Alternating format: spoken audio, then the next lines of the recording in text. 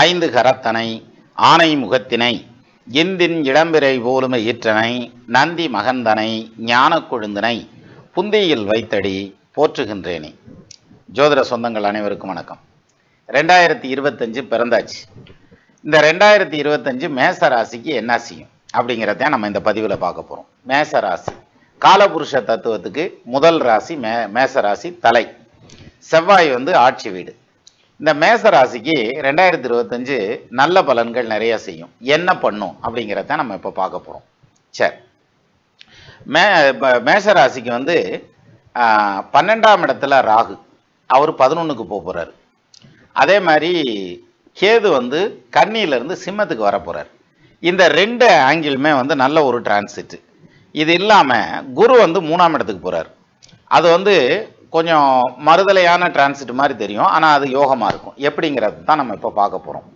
அப்போ இந்த வருட கிரகங்கள் 3 கிரகங்கள் டிரான்சிட் ஆகிறதுங்கிறதுல நிறைய சேஞ்சஸ் வரும். அந்த சேஞ்சஸை தான் இப்போ நம்ம எடுத்துக்க போகிறோம். அந்த வகையில் மேசராசிக்கு ஃபஸ்ட்டு கணவன் மனைவி ஒற்றுமை இருக்குமா அப்படிங்கிற அந்த ஒரு பாயிண்ட்ல இருந்து போகலாம். ஏன்னா சம்பாதிக்கிறதே குடும்பத்துக்காக தான். அப்போ குடும்ப நிம்மதியாக இருந்தால் வாழ்க்கையை ஜெயிச்சிட்டோம்னு அர்த்தம் இல்லையா? அப்போ குடும்ப நிம்மதியாக இருக்குமா அப்படின்னா இனிமேல் நிம்மதியாக இருக்கும். அப்படின்னா இவ்வளவு நாள் இல்லை அப்படின்னு அர்த்தமா அப்படின்னாக்க ஆமாம், சில விஷயங்கள்ல இல்லை.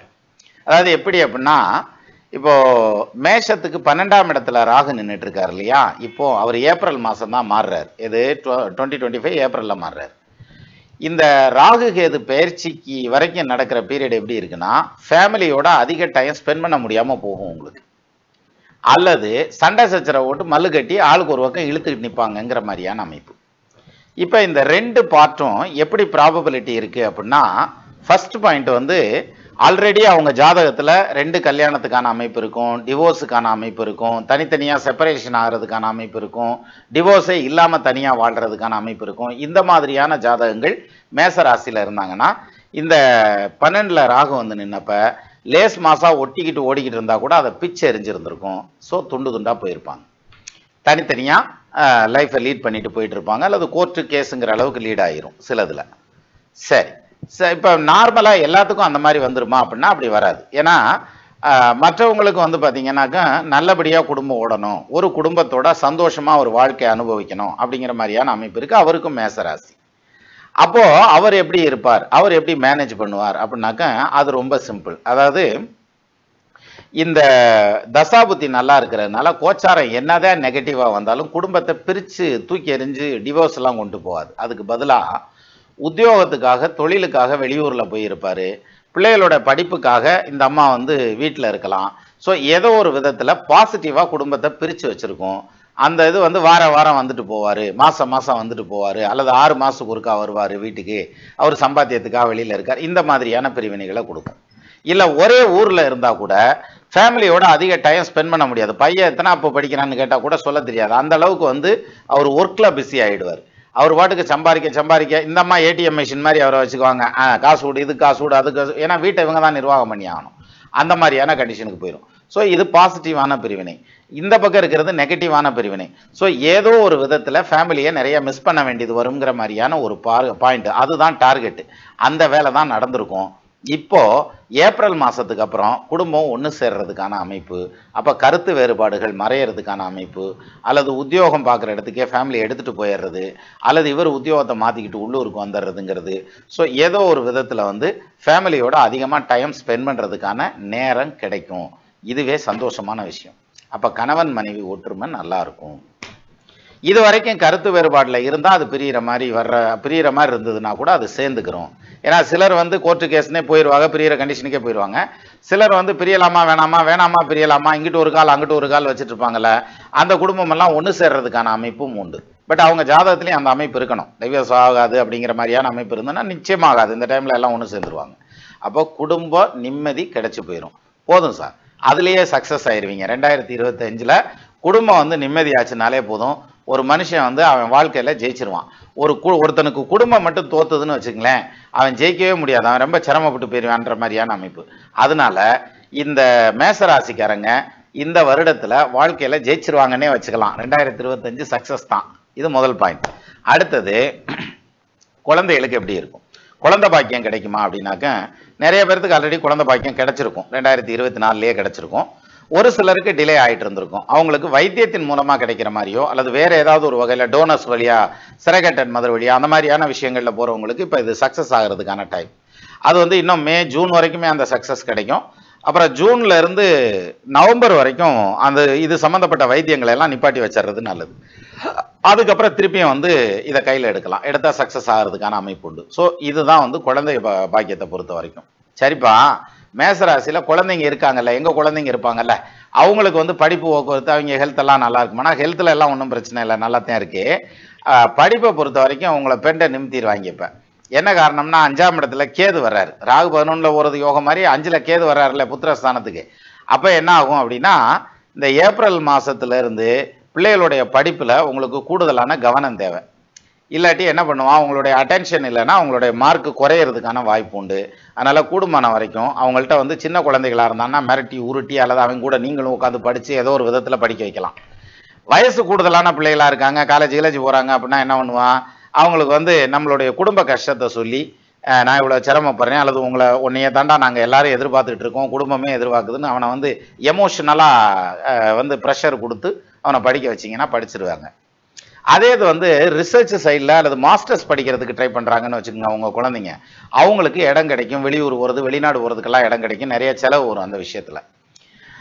அப்போ அவங்க சக்ஸஸ் ஆவாங்களான்னா தாராளமாக சக்ஸஸ் ஆவாங்க. ஆல்ரெடி அவங்க இப்போ வந்து ரிசர்ச்சில் இருக்காங்க, R&Dல இருக்காங்க, இது PhDல இருக்காங்க அப்படின்னாக்க அவங்களுக்கு பெண்டிங் ஆகிருக்க ஒர்க்கெல்லாம் முடிஞ்சு இப்போ இந்த வருஷத்தில் PhD வாங்குறதுக்கான அமைப்பு. ஈவன் நீங்கள் மேசராசிக்காரங்க நீங்கள் PhD பண்ணிக்கிட்டு இருந்தாலும் PhD வாங்குறதுக்கான அமைப்பு வாங்குறதுக்கான அமைப்பெல்லாம் உண்டு.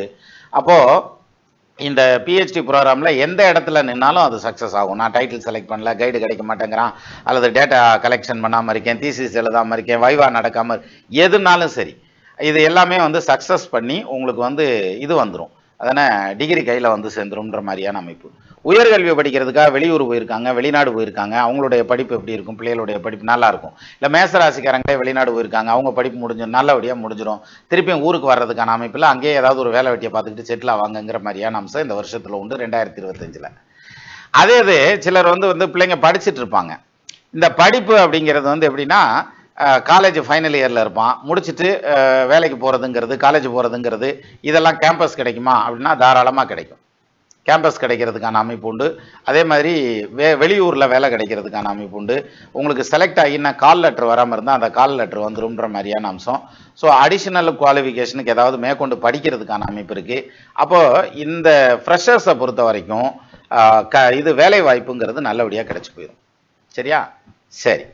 ஆனால் நாங்கள் ஏற்கனவே வேலை பார்த்துட்டு இருக்கோம், மேசராசி தான், இப்போ எங்களுக்கு வேலையில் எப்படி இருக்கும் அப்படிங்கிற கேள்விக்கு பதில் என்னென்னா, இந்த ஏப்ரலுக்கு அப்புறம் நீங்கள் பண்ண ஹார்ட் ஒர்க்குக்கு ஏற்ற அப்ரிஷியேஷன் கிடைக்கும், அதுக்கேற்ற ரெனுமரேஷன் கிடைக்கும், அதுக்கேற்ற ப்ரொமோஷன் இருக்கும். ஸோ உங்களுக்கான ரெகக்னைசேஷனுங்கிறது கண்டிப்பாக கிடைச்சி போயிடும். ஸோ அந்த வகையில் இந்த வருடம் யோகமான வருஷம். யாருக்கு? மேசராசிக்காரங்களுக்கு, வேலையில் இருக்கிறவங்களுக்கு. வேலை வந்து ப்ரொமோட் ஆகிறதுக்கான டைம், டெவலப் ஆகிறதுக்கான டைம், சேலரி ஹைக் ஆகிறதுக்கான நேரம், இதெல்லாம் வந்து மே மாதத்துலேருந்து வருது. சரி. அதே இது வந்து இப்போ ஹெல்த் பெர்ஸ்பெக்டிவ் எப்படி இருக்கும், ஹெல்த் நல்லா இருக்குமா அப்படின்னா ஹெல்த்தை பற்றி பிரச்சனை இல்லை, நல்லா இருக்கும். ஒரு சிலருடைய தகப்பனாருக்கு ஹெல்த்தில் டிஸ்டர்பன்ஸ் இருக்கும், அல்லது சிலருக்கு அம்மாவுடைய ஹெல்த்தில் கொஞ்சம் தொல்லைகள் இருக்கும். ஆனால் இது மாடரேட்டாக தான் இருக்குமே தவிர ஒன்றும் படுக்க வச்சு வைத்தியம் பார்க்குற அளவுக்கு ரொம்ப மோசமாலாம் கொண்டு போயிடாது. ஜாதகம் அதை விட மோசமாக இருந்தால் தான் இங்கே கோச்சாரம் மோசமாகல ரொம்ப மோசமாகும்னு சொல்லலாம். இது அந்த மாதிரி கிடையாது. ஸோ அதனால் இது சக்ஸஸ்ஃபுல்லாக போகிறதுக்கான அமைப்பு அப்படின்னு வலுவாக சொல்லலாம். சரி, இப்போது இந்த வகையில் வந்து இந்த ஜாதகத்தில் இந்த வருஷத்தில் 2025 வந்து மேசராசியை பொறுத்த வரைக்கும் எடுத்துட்டா வேலை வாய்ப்பு ஸ்ட்ராங்காக இருக்குது அப்படிங்கிற ஒரு பாயிண்ட்டு ஹெல்த்தை பற்றி சொல்லியிருக்கேன். சரி, ஹெல்த் மேசராசிக்காரங்களுக்கு ஹெல்த் நல்லா இருக்குமானா நீங்கள் உணவு பழக்க வழக்கத்தை கரெக்டாக வச்சுக்கோங்க. அதே மாதிரி தூங்குற டயத்தை கன்ஃபார்ம் பண்ணுங்க. ஏன்னா இந்த ரெண்டு வந்து மிஸ்மேட்ச் ஆச்சுன்னா கான்ஸ்டிபேஷன் ப்ராப்ளம் வர்றதுங்கிறது அல்லது கேஸ்ட்ரிக் இரிட்டேஷன் வர்றது, கேஸ்ட்ரிக் அல்சர் வர்றதுங்கிறது, வயிறு சம்மந்தப்பட்ட டைஜஸ்டிவ் கோளாறுகள் பண்ணுறதுங்கிறதுக்கான அமைப்பு வரும். ஸோ இந்த ரெண்டு விஷயத்தை மட்டும் பர்ஃபெக்டாக வச்சுக்கிட்டிங்கன்னா போதும், வேறு எதுவும் பண்ண வேண்டியதில்லை அப்படின்ற மாதிரியான அமைப்பு இதில் ஸ்ட்ராங்காக சொல்லலாம். இது வந்து ஹெல்த் பெர்ஸ்பெக்டிவில். அதே சமயத்தில் வந்து மேஷராசிக்காரங்களுக்கு இந்த வருஷத்தில் வந்து மற்ற வகையில் ஹெல்த்தில் பெரிய இஷ்யூஸ்லாம் ஒன்றும் கிடையாது. ஒரு சிலருக்கு மட்டும் ஜாயின்ட் பெயின் வரும், அந்த மூட்டு வலி வர்றது, அது கொஞ்சம் ஏஜ்டு பீப்புளாக இருந்தால் தான் வரும். ஏன்னா 11ல் சனி உட்காந்து அது மேலே ராகு வேற போயிட்டு இருக்காருல்ல, அதனால அந்த இஷ்யூஸ் வர்றதுக்கு வாய்ப்பு உண்டு. மற்றபடி ஹெல்த் பெர்ஸ்பெக்டிவ் நல்லா இருக்குங்கிற மாதிரியான அமைப்பு. அடுத்தது வந்து சொந்தமாக தொழில் பண்ணுறவங்களுக்கு தொழில் நல்லபடியாக விருத்தியாகும், உங்களுக்கு ஓடி கிடைக்கும், வெளியிலேருந்து புது ஆர்டர்ஸ் வர்றதுங்கிறது, தொழிலை எக்ஸ்பேன்ஷன் பண்ணுறது நல்லபடியாக பண்ணிக்கலாம். இப்போ தொழில் வந்து சரியில்லாமல் போயிட்டு இருந்ததுன்னா கூட அது டெவலப் ஆகிறதுக்கான அமைப்பு, புதுசாக தொழில் ஆரம்பிக்கிறதுங்கிறது, வேலையிலேருந்து தொழிலுக்கு ஷிஃப்ட் ஆகிறதுங்கிறது, ஜாயின்ட் வெஞ்சராக இருக்கிறதுங்கிறது, சோல் ப்ரொப்ரைட்டராக பண்ணுறதுங்கிறது, அல்லது வந்து கூட்டு தொழில் எதுனா பார்ட்னர்ஷிப் பிஸ்னஸாக பண்ணுறதுங்கிறது, இந்த மாதிரி இன்வெஸ்ட்மெண்ட் சைடில் எல்லாம் பண்ணலாம். அதே இது இன்வெஸ்ட்மெண்ட் அப்படிங்கல இப்போ கிரிப்டோ கரன்சியில் ஃபாரெக்ஸில் இன்வெஸ்ட் பண்ணுறது, ஷேர் மார்க்கெட் பண்ணுறதுங்கிறதெல்லாம் வந்து தாராளமாக பண்ணலாம். அதில் வந்து உங்களுக்கு தெரிஞ்ச வித்தைகளில் கம்பு சுற்றுங்க, 4 காசு வனத்தை சம்பாதிப்பீங்கிற மாதிரியான அமைப்பு நிச்சயமாக நடக்கும் சார். உங்கள் ஜாதகத்தில் வந்து கொஞ்சம் பாசிட்டிவான டைம் மட்டும் போட்டோம். இந்த மேசராசியை பொறுத்த வரைக்கும் இந்த வருஷத்தில் நல்ல சம்பாத்தியம் இருக்கும், பார்த்துட்டு சொல்லுங்கள். ஒன்று. அடுத்தது தொழிலில் வந்து புதுசாக தொழில் ஆரம்பிக்கணுமா, தாராளமாக ஆரம்பிச்சுக்கலாம். ஏற்கனவே இருக்க தொழில் எக்ஸ்பேன்ஷனை நோக்கி போகலான்ற மாதிரியான அமைப்பு, உங்கள் தொழில் டெவலப் ஆகுங்கிற மாதிரியான அம்சம் உண்டு. அடுத்தது வந்து பொலிட்டிக்கல் எப்படி இருக்கும், பாலிடிக்ஸில் இருக்கவங்களுக்கு, ஏன்னா மேசராசினாலே பாலிடிக்ஸில் ஈடுபாடு இருக்கும். அப்போ அதில் இருக்கிறவங்களுக்கு நல்லா இருக்குமா அப்படின்னாக்கா, உங்கள் கடினமான உழைப்புக்கேற்ற பேரு புகழ் கிடைக்கிறதுக்கான அமைப்பு இருக்குது. அரசியல்னால ஆதாயம் இருக்குது, அது புகழ் சம்பாதிக்கக்கூடியதாக இருக்கலாம் அல்லது பணம் சம்பாதிக்கக்கூடியதாக இருக்கலாம். இந்த 2025 உங்களுக்கு பாசிட்டிவாக தான் போயிட்டு இருக்குன்ற மாதிரியான அமைப்பு சொல்லலாம். இது வந்து அரசியல் ஆதாயம். சரி, அப்போ பண வருமானம் நல்லா இருக்குமா அப்படின்னாக்க நல்ல வருமானம் இருக்கும். அந்த வருமானத்தை வச்சு சொத்து பத்து வாங்குறதுக்கான யோகம் இருக்குது. அதே மாதிரி வண்டி வாகனம் வாங்குறதுக்கான யோகம், ஒரு சிலருக்கு நகநட்டு வாங்குறதுக்கான யோகம்லாம் இருக்குது. ஸோ அந்த வகையில் வீட்டுக்கு தங்கம் சேரும், புதுசாக வண்டி வாகனம் சேரணுன்ற மாதிரியான அமைப்பு இருக்குது. ஒரு சிலருக்கு சொத்து வாங்குறதுக்கான அமைப்பு, அந்த சொத்தை வந்து வீடு கட்டுறதுங்கிறது, அல்லது கெட்டின வீட்டை வாங்குறதுங்கிறது, அல்லது ரெனோவேட் பண்ணுறது, அல்லது இன்னொரு ஃப்ளோர் எக்ஸ்டெண்ட் பண்ணி கட்டுறதுங்கிறது, இந்த மாதிரியான விஷயங்கள்லாம் இந்த பீரியடில் நல்லபடியாக நடக்கும் மேசராசியை பொறுத்த வரைக்கும். அப்போ சுப செலவுகள்ங்கிறது நிறையா வந்து சேரும் உங்களுக்கு அப்படின்ற மாதிரியான அமைப்பு. சொத்து சம்மந்தப்பட்ட வகையில் நீங்கள் இன்வெஸ்ட் பண்ணுறதுக்கு கடன் வாங்கிக்கலாம், அந்த கடனையும் கட்டிடுவீங்க. அந்த சொத்து வந்து டொமஸ்டிக் பர்பஸ், இண்டஸ்ட்ரியல் பர்பஸ் அல்லது கமர்ஷியல் பர்பஸ்ன்னு எப்படி இருந்ததுனாலும் உங்களுக்கு அதில் டெவலப் ஆகும். சரியா? அப்போ 2025 உங்களுக்கு ஸ்பெஷலான வருஷம். அது மட்டும் இல்லாமல் இப்போ வண்டி வாகனம் ஏதாவது வாங்கிக்கலாமா அப்படின்னா தாராளமாக வாங்கிக்கலாம். ஏப்ரலுக்கு அப்புறம் நீங்கள் புது வண்டி வாங்கிக்கலாம், பழைய வண்டி வாங்கிக்கலாம், ஈவி வாங்கிக்கலாம், பெட்ரோல் வாங்கிக்கலாம், டீசல் வண்டி வாங்கிக்கலாம், கமர்ஷியல் வண்டியாக வாங்கிக்கலாம், அல்லது டொமஸ்டிக் பர்பஸுக்கான வண்டி, எப்படினாலும் நீங்கள் எடுத்துக்கோங்க. வாகன வகையில் யோகம் உண்டு. இதுக்கு முன்னாடி வாகனத்தில் வந்து டயர் மாற்றிருப்பீங்க, என்ஜின் வேலை வந்திருக்கும், கார்பரேட்டர் பிரச்சனைகள், அதாவதுனா சைலன்சர் பிரச்சனையெல்லாம் வந்திருந்திருக்கும். அதெல்லாம் தாண்டி தான் இப்போ வந்திருப்பீங்க. இப்போ நான் எல்லா செலவும் பண்ணி வச்சுட்டேன், இப்போ இந்த வண்டியை மாற்றணும்னா வேண்டியதில்லை, எல்லா செலவும் பண்ணால் அது பாட்டுக்கு ஓடும், ஒரு ரிப்பேரும் வராது. இல்லை நான் வண்டி ரிப்பேர் கொடுத்துட்டு இருக்குது, நான் இதை மாற்றலான்னு இருக்கேன், தாராளமாக மாற்றிக்கலாம். இல்லை நியூ மாடல் அப்கிரேட் பண்ணுறேன், தாராளமாக பண்ணிக்கலாம். இந்த வருஷம் அதுக்கெல்லாம் உங்களுக்கு கை கொடுக்கும். அதுக்கு லோன் போட்டிங்கனாலும் லோன் கிடைக்கும். உங்களை கடனாளியாக்க பேங்கே ரெடியாக இருக்குது. அப்போ வாகன வகையிலையும் யோகம் இருக்கும். அடுத்தது வந்து சுபகாரியங்கள் சேருமா, வீட்டுக்கு கல்யாணம் வர்றதுங்கிறது, பிள்ளைகளுக்கு கல்யாணம் பண்ணுறதுங்கிறது, பையனுக்கு கல்யாணம் பண்ணுறது, கிடா வெட்டு வைக்கிறதுங்கிறது, கோயில் கூட பண்ணுறதுங்கிறது, வேண்டுதலை நிறைவேற்றுறதுங்கிறது, காது ஊத்து வைக்கிறது, சடங்கு வைக்கிறது, இந்த மாதிரியான சுபகாரியங்கள் வீட்டில் நடக்கிறதுக்கான அமைப்பு உண்டு. அது மட்டும் இல்லாமல் சொந்த பந்தத்துலேயும் நிறையா சுபகாரியங்கள் நடக்கும். அவங்களும் பத்திரிக்கை கொண்டு வந்துடுவாங்க. அதுலேயும் குறிப்பாக மாமேமச்சினை வீட்டில் தான் நிறையா நடக்கும்.